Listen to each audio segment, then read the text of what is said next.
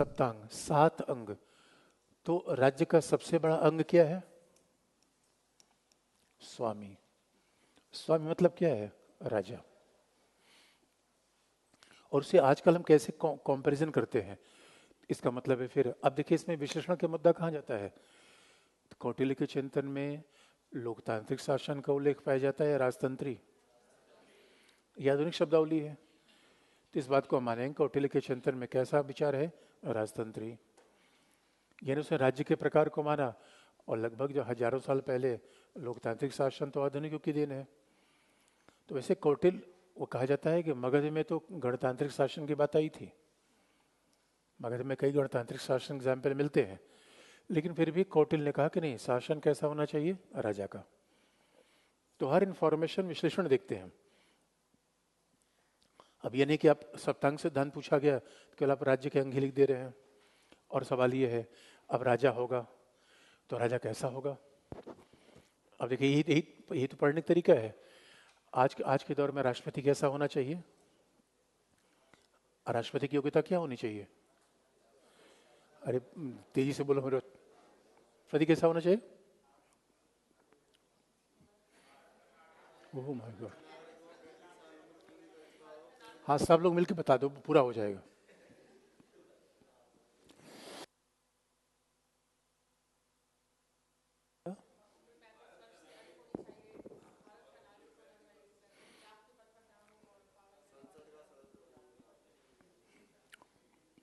संसद का सदस्य बनने की योग्यता होनी चाहिए, लोकसभा के सदस्य। तो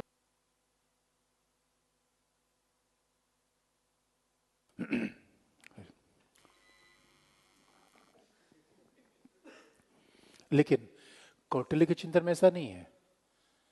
उसके लिए उम्र का महत्व नहीं है। राजा कैसा होना चाहिए? आकर्षक होना चाहिए, उसमें इनवाइटिंग क्वालिटीज होनी चाहिए। अब भाई राजा लोगों को डील करेगा। और एक खास बात देखिए, मतलब आकर्षक का मतलब फिजिकली नहीं, जैसे भी कई लोग बातों से अपनी तरफ आकर्षित कर लेते हैं लोगों को, कई लोग ऐसे कर्तव्य ऐसे दिखाते हैं कि आकर्षित कर लेते हैं। और राजा में इनवाइटिंग क्वालिटीज होनी चाहिए कि लोग उससे आकर्षित हों, शक्ति से, वीरता से, सच्चरित्र से। आकर्षक का मतलब फिजिकल अपीयरेंस नहीं होता। तो राजा में इनवाइटिंग क्वालिटी, अब यही तो आज के जमाने में उस जमाने में फर्क रहेगा। और बस पहले जब राजा वजा खोज की जाती थी तो लोग सक्सेशन देखते थे। अब राजतंत्री शासन में ऐसा था ही, राजा बनाने में, अमात्य बनाने लोग देखते थे कि क्या इनका इनका इनके खानदान क्या है, वंश क्या है, इनके यहाँ लोग राजा रहे हैं नहीं रहे हैं। लेकिन कौटिल्य ने कहा कि अगर जिस व्यक्ति में राजा गुण नहीं हो, राजा नहीं होना चाहिए। मात्र वंश ही किसी बात को सेटिस्फाई नहीं करता। और राजा में कैसा उत्साह का गुण होना चाहिए, बड़ी अच्छी बात उसने कही है। कई लोग आप सुबह सुबह देख लीजिए तो ऐसा हमेशा कई लोग मन ही गिराए रहते हैं। कई कई लोगों को जगह रोने की आदत होती, कुछ भी कहे बहुत खराब चल रहा है इसमें, बहुत खराब है। उनसे मिल, अब ये समझिए अगर ऐसी क्वालिटी किसी में है तो फिर जीवन में आगे नहीं बढ़ सकता है। सच बात है, खराब कहते कहते जीवन सच में खराब हो जाएगा। जीवन में आपका विचार, मस्तिष्क आपका पूरा ब्रेन पॉइंट है, हमेशा उत्साहित होना चाहिए। खराब भी है, अच्छा हो जाएगा, कोई बात नहीं है, मैं अच्छा कर लूंगा। अब ऐसा नहीं कि देखने में ऐसा लगता है यार देख रहे, अरे मुस्कुराने में क्या जाता है सुबह सुबह, कोई पैसा उसमें थोड़ी लगता है। नहीं नहीं, कई लोग ऐसे दुखी है कि पता नहीं क्यों दुखी है, वो ये नहीं समझ पा दुखी क्यों है। वो साल 2 साल से हंसे ही नहीं, दुखी ही है, अब दुखी है दुखी है। इसका मतलब आप में उत्साह गुण नहीं। कई बार किसी कार्यक्रम में आइए, कई में चहकते रहते हैं। अब किसी, अब जवान आदमी है, चल कैसे रहा, ऐसे ऐसे चल रहे जवान आदमी, इसका मतलब उसमें उत्साह का गुण नहीं है। चलने के तरीके, बैठने के तरीके, अब बैठा जा रहा है ऐसे ऐसे ऐसे, सोया जा रहा है, अरे ऐसे जवान आदमी हो बैठ वैसे। उत्साह गुण होना चाहिए।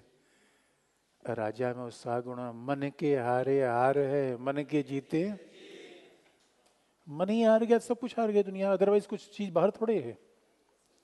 उत्साही होना चाहिए व्यक्ति। तो ये सब कौटिल्य ने क्वालिफिकेशन लिख रखा है, यानी कैसे उसमें इनवाइटिंग क्वालिटी होनी चाहिए, कैसे उसमें स्वाग गुण होना चाहिए, कैसे उसमें तो आज के जैसे क्वालिफिकेशन नहीं है, लेकिन राजा ऐसा होना चाहिए।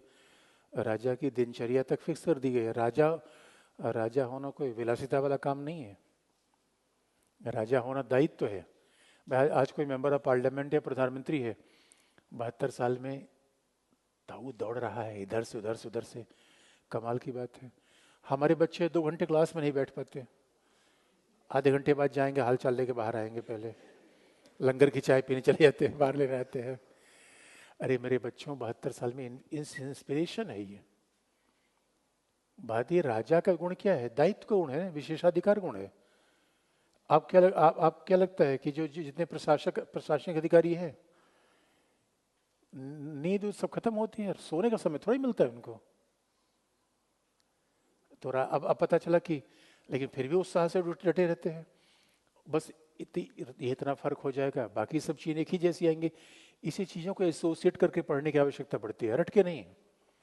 बस को वर्तमान से रिलेट कर लीजिए, उसको ही उसका एग्जाम्पल भी दे दीजिए।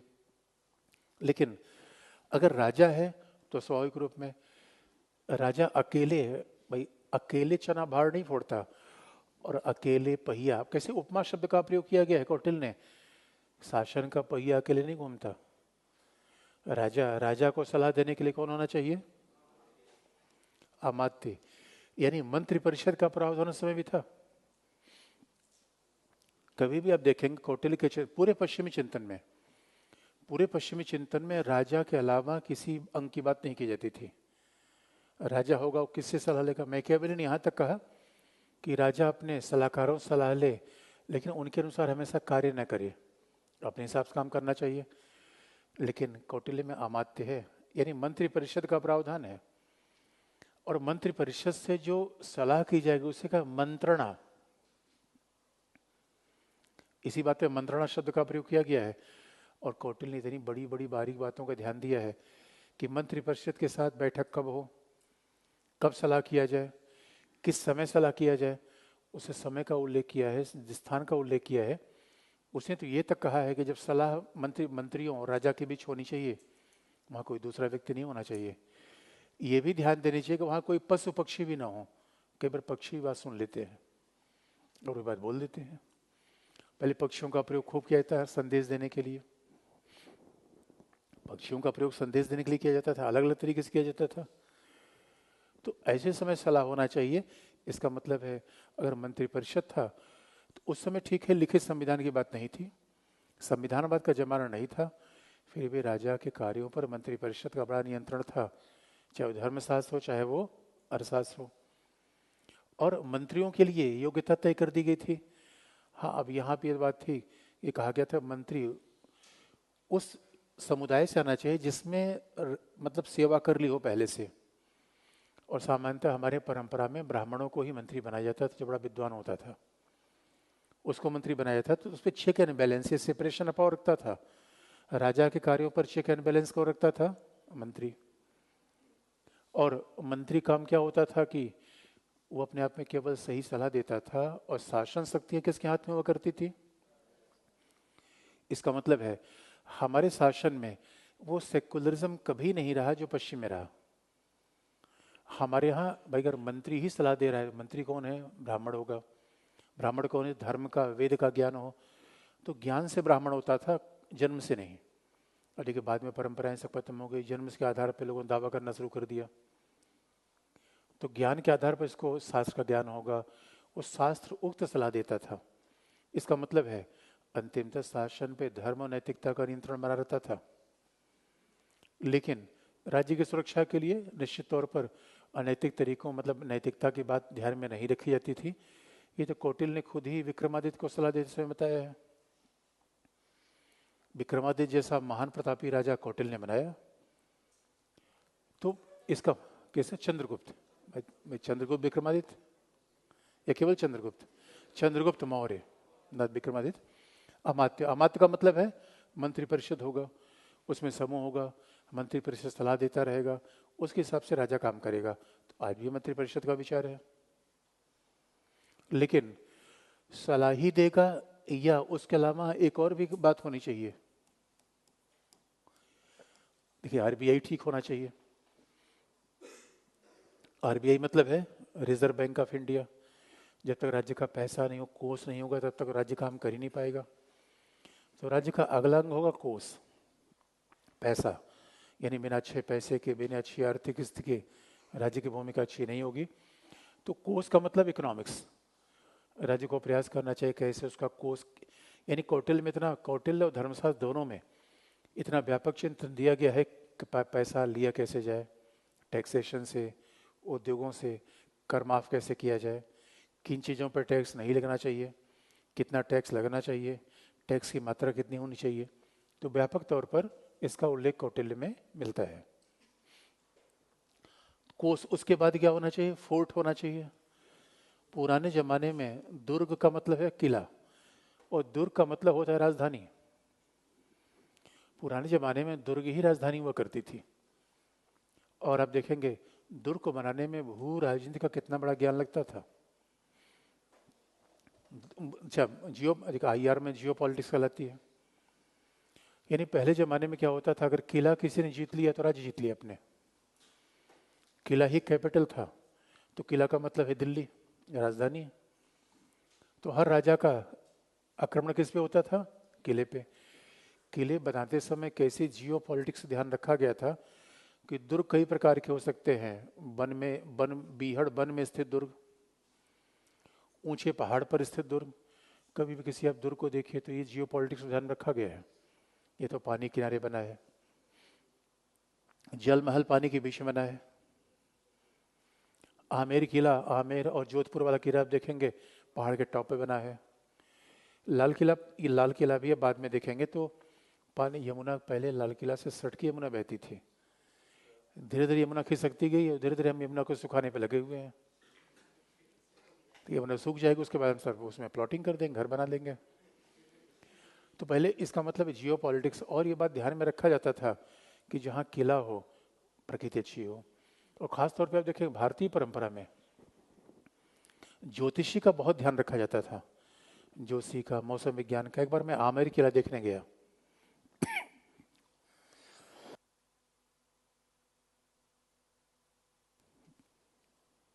थोड़ा आजकल मौसम इधर उल्टा सीधा हो जाता है, कहीं भी गड़बड़ा जाता है मामला। तो यही धर्मशास्त्र के हिसाब से जीवन पालन न करने का परिणाम है।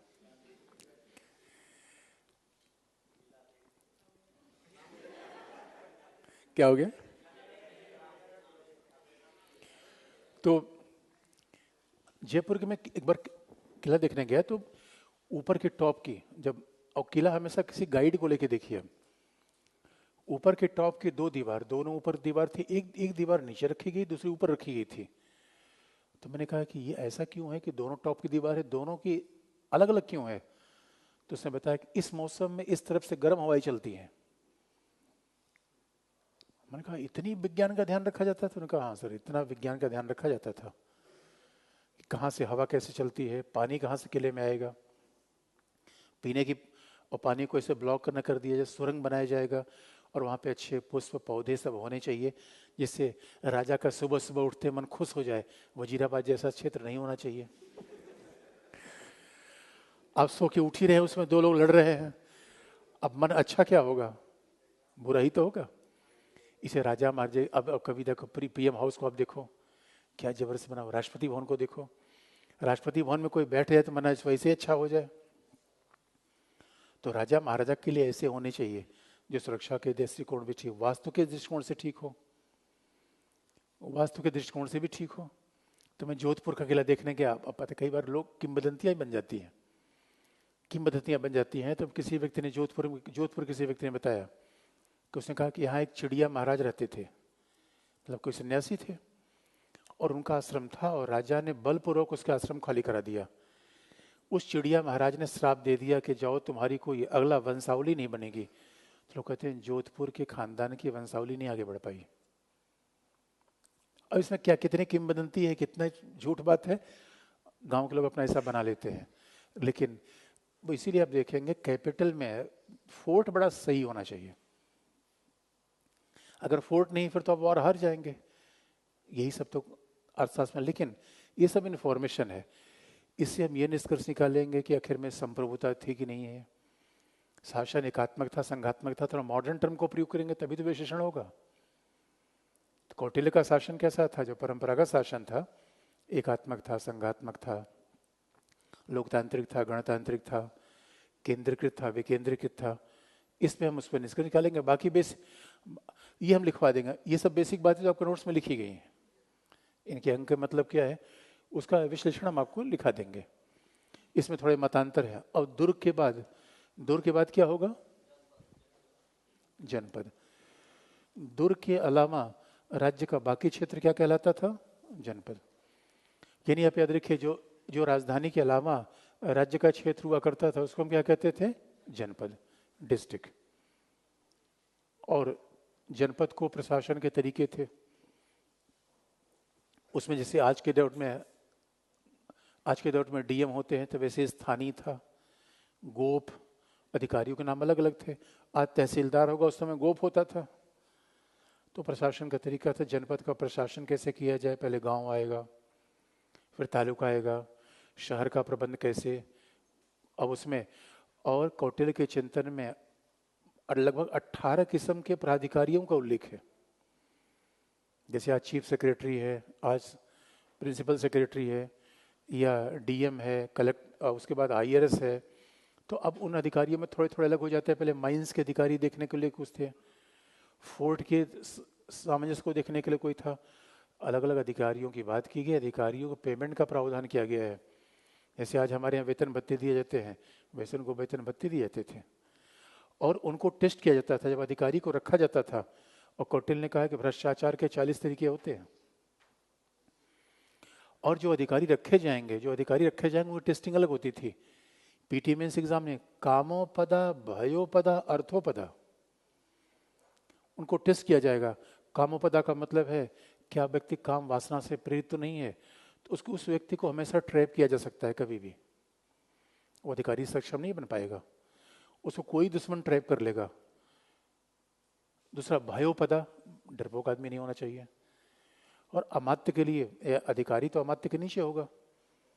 अमात्य के लिए तो एकदम क्वालिटी कही गई है कि विवेकशील होना चाहिए, बुद्धिमान होना चाहिए, धैर्यशील होना चाहिए, गुस्सा वाला नहीं होना चाहिए। और इसलिए अधिकारियों के लिए कामोपदा, भयोपदा और अर्थोपदा, लालची आदमी नहीं होना चाहिए, कुछ पैसा लेके काम करवा लिया। आदमी को नियंत्रित करने के 3 ही तरीके होते हैं, आप याद रखिए। कौटिल्य का चिंतन तो आज भी प्रशासन में,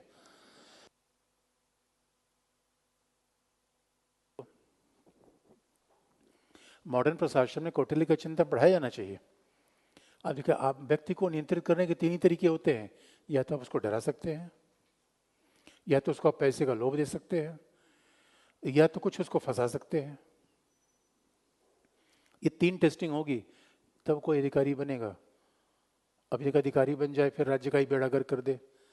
भाई जब अधिकारी की बात आएगी, वेतन की बात आएगी, नियुक्ति की बात आएगी, यही तो प्रशासन है। जब टैक्सेशन की बात आएगी, टैक्स माफी की बात आएगी, टैक्स के रेट की बात आएगी, ये इकोनॉमी है। तो कौटिल्य के चिंतन में सबका बड़ी बारीक तरीके से उल्लेख है। और कहा भी गया है कि भ्रष्टाचार आम जनता को ऐसे चुभता है। अच्छा, पहले जमाने में उपमाएं भी अलग अलग दी गई हैं। पहले लोग प्रकृति के पास ज्यादा रहा करते थे, तो भ्रष्टाचार आदमी को वैसे चुभता है जैसे कांटा पैर में घुस जाता है। आजकल तो कांटा रहा नहीं, जूते इतने अच्छे आ गए कांटा, और खेतों में आप चलते नहीं, खेतों में कांटे बहुत होते थे। तो इसलिए कहा राज्य का कंटक शोधन, यानी भ्रष्टाचार से मुक्त करना, ये राजा का मूल काम है।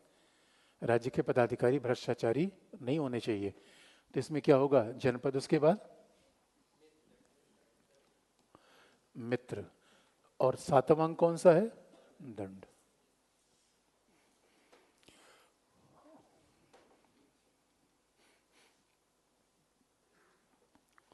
सातवां अंग है दंड। तो खास तौर पर देखेंगे, और मंडल सिद्धांत में तो मित्र की बात आती है। और कई प्रकार के होते हैं। कुछ तो ऐसे मित्र होते हैं जो आपके खानदान से जुड़े होने कारण मित्र हो जाते हैं, कई बनाए गए मित्र होते हैं। और आजकल के मानवाधिकार के तरीके को कौटिल्य या मनु नहीं मानते, वो दंड देने के बड़े भीषण तरीके बताते हैं। वो कठोर दंड देने के समर्थक है। मानव धर्मशास्त्र में तो कहा गया है कि मानव शरीर में 6 अंग ऐसे होते हैं, जहां किसी को पीट दिया जाए तो आप समझ लीजिए यही 3rd डिग्री है। आजकल पहली बार पुलिस 3rd डिग्री का यूज करती है कि मानव शरीर के ऐसे 6 अंगों पर दंड दिया जाए तो आदमी बिल्कुल करा उठता है। तो उस समय दंड देने की प्रथा अमानवीय थी। अब तो मानवाधिकार के जमाने से हटा दिया गया, लेकिन दुनिया के तमाम देशों में आज भी वो प्रचलित है। तभी लोग डरते हैं। तभी आप देखेंगे उन देशों में अपराध की मात्रा लगभग न के बराबर है। तो अब मानव को दंड देने के तरीके क्या है? किले की दीवार से फेंकवा देना, हाथी के पैर से कुचलवा देना, खाल खींचवा लेना, खाल खींच के उसमें भूसे भर देना, मतलब ऐसे ऐसे रोंगटे खड़े कर देना दंड का तरीका था। और पब्लिकली दंड दिया जाता था जिससे लोगों में भय व्याप्त हो पाए। ये जब दंड देते हैं, दंड के कई तरीके होते हैं। आज मानवाधिकार के जमाने में पर्पस ये होता है, दंड रिफॉर्मेटिव होना चाहिए, सुधारात्मक होना चाहिए। क्योंकि व्यक्ति स्वभाव से कोई अपराधी नहीं होता, परिस्थिति जन्य तरीके से अपराधी हो जाता है। लेकिन उस समय दंड कैसा होता है? डिटरेंट। आपको हम याद दिलाते हैं, अगर एक ही व्यक्ति को दंड देने का एक तरीका है तो उसे दंडित करने का पर्पज नहीं है। पर्पज समाज को बड़ा संदेश देना, ऐसा कोई भी अपराध करेगा तो इसी तरीके से दंड मिलेगा। अब मान लीजिए किसी व्यक्ति ने, अब एक कहीं एग्जाम्पल देख रहे थे, दिल्ली में ऐसा हुआ कि महिला कोई नॉर्थ ईस्ट से अपना ट्रीटमेंट कराने आई थी दिल्ली में, और कहीं से मोबाइल पर कैसे हाथ के रिक्शे पे जा रही थी, किसी व्यक्ति ने उसका मोबाइल छीन लिया। मोबाइल बचाने के चक्कर में खुद गिर गई। आई थी ट्रीटमेंट कराने, मर गई। अब ऐसे व्यक्ति उपाय क्या? कौटिल्य के समय होता, ऐसे मोबाइल छीनने वाला पकड़ा जाता, बांस पे लटकाया जाता और नीचे से सुलगाया जाता, और पूरे मोहल्ले में लोग देखते। आप याद रखिए, मजाल है। और तालिबानी दंड इसी तरीके से आज भी देते हैं। इसे तालिबान में मजाल ये नहीं है, यूएई है, सऊदी अरेबिया है, वहां दंड देने का तरीका आज भी यही है। इसे मजाल नहीं का अपराध हो जाए तो ये तरीका डिटरेंट है। लेकिन मानवाधिकार के साथ ये चीज़ें बदल गई। लोग कहते हैं नहीं नहीं, ये अमानवीय तरीका है। अभी तो अमेरिका ने नया तरीका अपनाया है, नाइट्रोजन सुंघा के डेथ पेनल्टी देने का। तो आज तो हैंगिंग का तरीका भी अमानवीय माना जाता है। हमारे बार बार बात चल रही है कि डेथ पेनल्टी के लिए हैंगिंग का तरीका ठीक नहीं है। ये सप्तांग का सिद्धांत है।